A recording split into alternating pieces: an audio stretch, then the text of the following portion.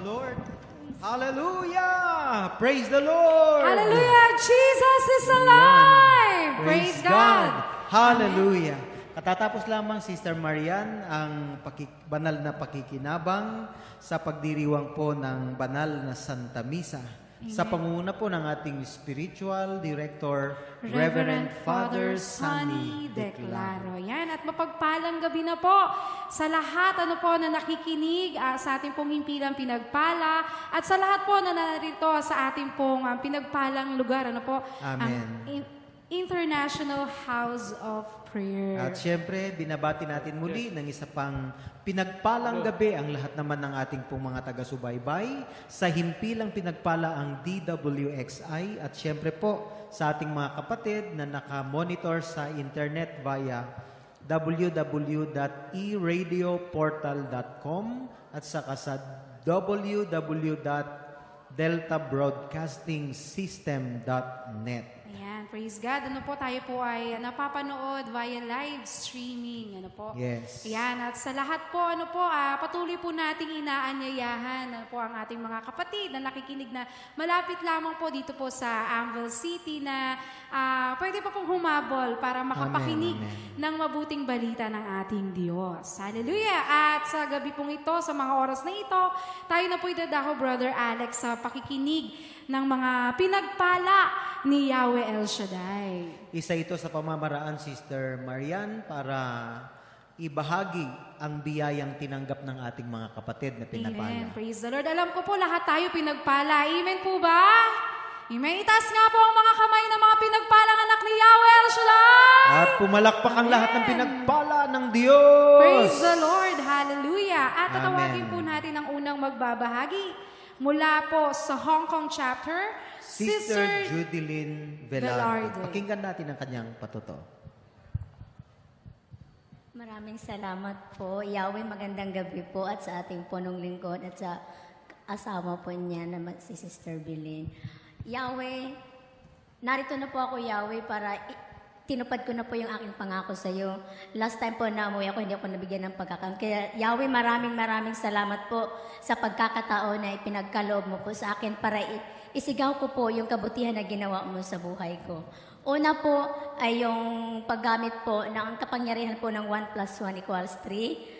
Ay napakaganda po at nasubukan ko po at effective po sa buhay ko. Last month lang po, nagka-problema po ako sa visa ko. Purihin po si Yahweh, financial po ay kulang na kulang po ako. Alam niyo po, kahit po kulang ay ibinigay ko po yung aking ika po dahil naniniwala po ako na meron siyang himalang gagawin. Yahweh, maraming salamat po dahil gumamit po siya ng mga tao para po ay magawan ko ng paraan yung aking pagkaroon ng visa. Kaya Lord, thank you po. Pangalawa po ay yung pong aking pag-uwi. Ay tuwing pong umuwi ako po ay mahiluhin sa biyahe at hindi po maganda ang biyahe ko. Yung patuto po ng ating punong lingkod, yung sabi niyong nanalangin po siya na Lord, gusto po niya ay para lang po nasa bahay lang po ang eroplano. Purihin po siya, Yahweh, ay ginawa ko po at lagi ko pong sinasambit po sa bubunganga ko. Kaya po, Lord, thank you po. Napakaganda po ng aking biyahe. At pangatlo po, ay yung pong maraming salamat po, Yahweh, dahil nakasama ko na po ang aking pamilya. Buo na po kami nandito po. At Lord, thank you po ng marami sa mga kagalingan po at sa lahat-lahat ng mga biyaya na pinagkaloob mo, hindi lang po sa akin, kundi lalo na po sa buong sambayanan ko, ay kumilos po kayo sa buhay nila. Kaya Lord, ibinabalik ko po ang papurit pasasalamat ay tanging sa iyo lang po. Patuloy lang po na panalangin at pagsunod sa kalooban ng Diyos. Maraming salamat po. Amen. Praise the Lord. Tunay ngang walang imposible sa ating Diyos. Sa tunay nga po, Brother Alex, yung 1 + 1 = 3 talaga. Makapangyarihan yun, Opo. Sister Maria. Amen. Praise God. Hallelujah. At ang susunod po, nagmula po sa Project 4, Quezon City. Sister Nida Makabulo. Palakpakan natin ang Panginoon. Praise God, hallelujah. Mapagpalang gabi mga kapatid, lalong-lalo na po kay Yahweh El Shaddai. Nung February 13 po, nakaramdam ako ng masamang pakiramdam sa aking katawan na parang gusto ko nang bumigay. Sabi ko, Lord, sabi kong ganyan, Lord, paanoin mo ako? Pag ginawain mo ang pakiramdam ko, Lord, magpatotoo ko sa radyo. Ngunit hindi hindi natupad yon kasi March 5 sana ako magpatuto dito at pinangako ka kay Lord sa radio lang. Pero March 3 pa lang na-confine na ako. Dinala ako ng brother husband ko dun sa Biluna Hospital. Kasi po nagpapalpitit ako na hindi maunawaan. Na bigla-bigla na lang ako nagpapalpitit. Kaya pagdating ko po sa emergency room, katakot-takot po na na ECG. 12 times akong ini-ECG. Sabi ko makakita lang ako ng sa loob ng hospital na oxygen, natatakot na ako, iniisip ko palang natatakot na ako, Lord. Pero napakabuti talaga ni Lord dahil binigyan ako ng lakas ng loob. Ang dami kong pinagdaanan na laboratory, pero sa awa ng Diyos, puro normal po. Pero ang pinakahuli, yung endoscopy po, doon nila nakita yung duodenal ulcer sa ko. Pero 1 week akong naggamot. 1 week pa lang ako maggamot doon sa bukas, matatapos na yung gamutan ko. Pero kanina pagdating ko dito, naramdaman ko, Lord, ang kagalingan ni pinagkaloob mo sa akin. Kaya binabalik ko, walang kapapurit pa sa salamat. Thank you, Lord. Thank you, Jesus. Linibigyan mo rin ako ng lakas ng loob na tumayo dito ko. First time ko. Nagmimisa pa lang kanina, nangangatog na ako. Pero pag akyat ko dito, nawala. Napakabuti talaga ni Lord. Ibinabalik natin na walang kapapurit pa sa salamat. Thank you, Lord. Thank you, Jesus. Thank you, Holy Spirit. Praise the Lord. Amen. Hallelujah. Talagang ating Diyos, ang ating dakilang manggagamot. Masayang-masaya at masiglang-masiglang nagpapatotoo, Sister Marian. Amen. Praise God. At ang susunod po, nagmula pa po sa Parañaque City, Sister Angel Rondes. malakas na papuri po sa ating Diyos Magandang na gabi, buhay. brothers and sisters. Salamat, Lord, nandito ako ngayon. Salamat, Mama, nandito ako ngayon. Mama ko isang El Shaddai attender. Ako isa na rin El Shaddai attender, 1 year na. Amen. Mama ko, kinainisan ko pumunta dito. Pero isa pala akong manggagawa. Ayoko siya nag-overnight, pero natikman ko ang isang overnight. Oh, hallelujah.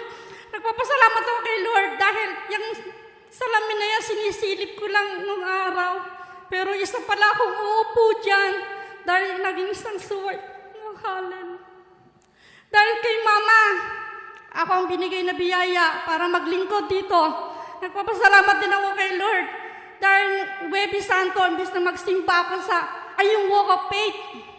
Suot ko yung t-shirt na bigay ng mama ko na tinago-tago ko. Nung mamatay siya, tinago ko pa rin yun. Pero itong huling walk of faith, sinuot ko. Binigyan niya ako ng lakas. Tapos nung Huwebes Santo, umatin ako. Imbis na magsimba ako sa simbahan, dito ako nagsimba. Nung Good Friday, ang galing, ang ganda ng talk. Dito ako binayaan ng Diyos. Nakinig yung sa pangalawang 7 last word, luha ng kagalakan ang binigay sa akin ng Diyos. So, hallelujah. Dahil sa mama ko, sinamahan niya ako. Tapos itong panyo na ayaw-ayaw ko dahil mura lang. Gusto ko signature, pero ito palang panyo ang papahid sa luha ko ng kagalakan. Oh, hallelujah. Oh, hallelujah. Oh, hallelujah. Tapos, oh, hallelujah. Oh, hallelujah.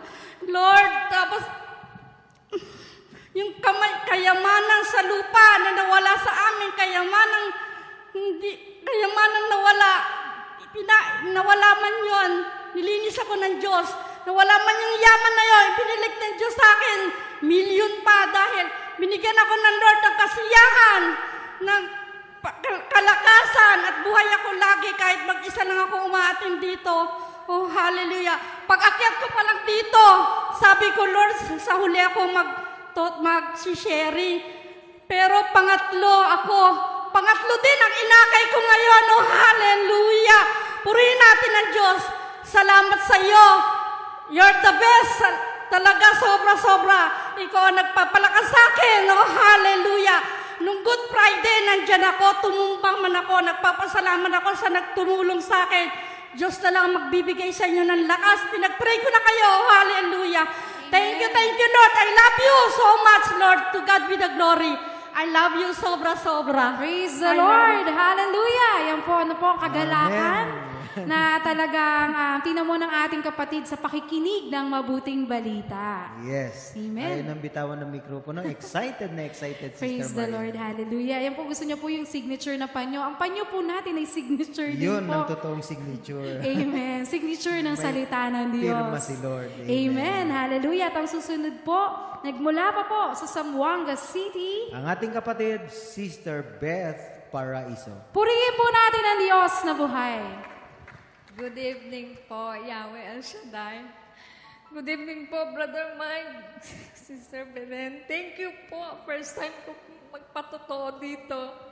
Hindi man po ako expert na magtagalog, pero ginawa ko pa rin. Gusto ko lang magpasalamat, Yahweh, sa blessings sa anak ko, Lord. Kasi hiningi ko, sabi ko, makapasok po siya sa Konotik. Ngayon po, nakapasok na po siya, utility na po siya, naka-line up na po siya para sa barko. Thank you. At, in Jesus' name, nagkaroon po ako ng malaking problema sa brother husband ko. Nagkaroon po siya ng ibang pamilya. Pero ngayon, Lord, binalik niya sa akin, Lord, sa mga anak ko, Lord. Isang seaman din po siya.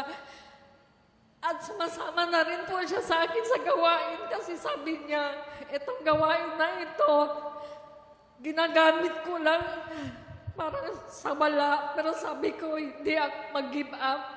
Sabi ko, dahil masaya ako dito sa gawain na ito, sabi ko, humingi ako sa Kanya, sabi ko, Lord, magpatotoo po ako kung makapasa po ang brother husband ko sa board exam, sa Master Mariner po.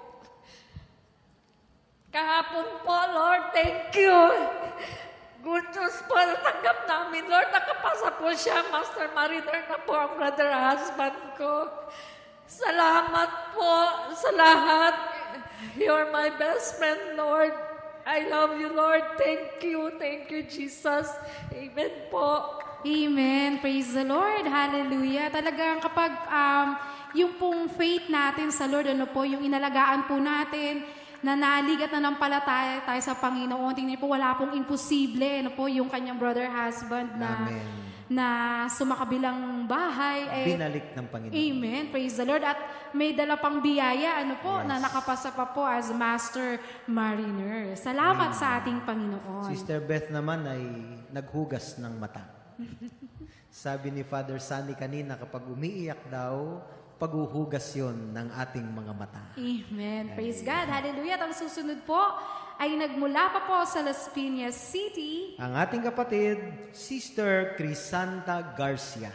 Palakpakan po natin ang ating Diyos na buhay. Hallelujah. Magandang gabi po sa inyong lahat, brothers and sisters, kay Brother Mike at sa kanyang buong sambahayan. First time ko po ito, kaya medyo kinakabahan ako. 1992 pa po ako nag-El Shaddai, pero ngayon lang po ako nakaakyat sa stage. Ang ipapatotoo ko po ay ang mahimalang kagaling ang nangyari sa akin. Last January po, umihi po ako ng napakaraming dugo. At sabi ng doktor sa akin, ako daw po ay maaring may sakit sa kidney o sa daanan ng aking ihian ay may bato. Kaya matagal daw pong gamutan ang nangyayari. Pero hindi ko po yon inangkin. Sabi ko sa mister ko, pagkatapos noon, pupunta ko dito sa healing pool at ako ay lulusong at tiyak na magaling na ako. Pero hindi pa ako nakapangumpisal noon. Sabi ko, hindi naman malalaman ng mga disciples kung nakapangumpisal ako o hindi. Sabi ko, Lord, ikaw lang ang nakakaalam. Pagkatapos kong lumusong, saka ako mangungumpisal. Pero nung malapit na ako dito, sabi ko sa mister ko, balik tayo. Maling-mali ang gagawin ko. Ang sabi ng punong lingkod, kailangan ang pagsunod. Kaya bumalik ako, nagpunta ko sa simbahan, nagpa-kumpisal ako. Then Tuesday noon, ang tanghali, lumusong ako, nagpunta ako dito. Tapos, lumabas ang aking resulta ng aking lahat ng laboratory at x-ray at saka ultrasound.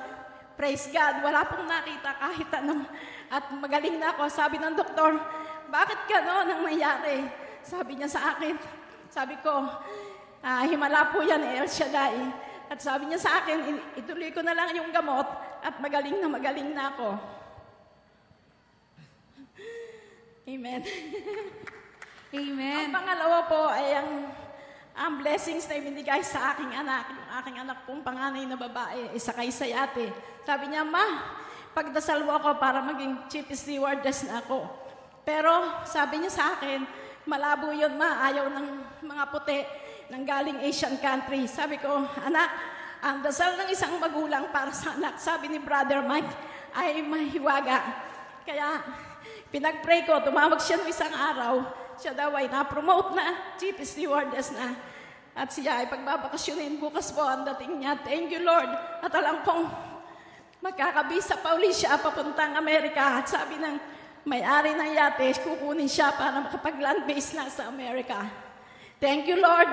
At ang pangatlo po, sana sa pagbalik ko, makapagpapatuto po uli ako dahil sa Saturday po, aalis na ako, papunta uling Japan para mag-alaga ng aking apo. Thank you, Lord.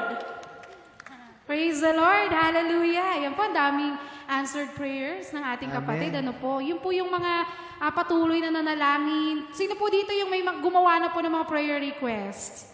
Ayan, wag po tayong magsawa, ano po, na sumulat sa ating sa ating pong Panginoon, ano po, ng ating mga panalangin. Nang sa ganon sa susunod, kayo naman po ang tatayo dito. Amen. Praise the Lord. Para ipagsigawan sa buong mundo ang tinanggap ninyong pagpapala mula kay Yahweh El Shaddai. Praise God. At ang huli pong magbabahagi, nagmula pa po sa Camarin, Caloocan City. Ang ating kapatid, Brother Franklin Mahadokon. Purihin si Yahweh El Shaddai.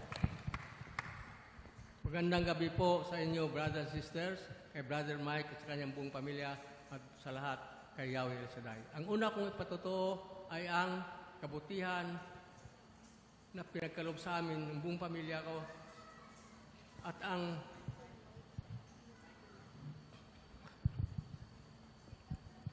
ang kabutihan na yung bakasyon ng manugang ko ay pinayagan ng kumpanya na makabalik siya sa anong trabaho sa Saudi Arabia.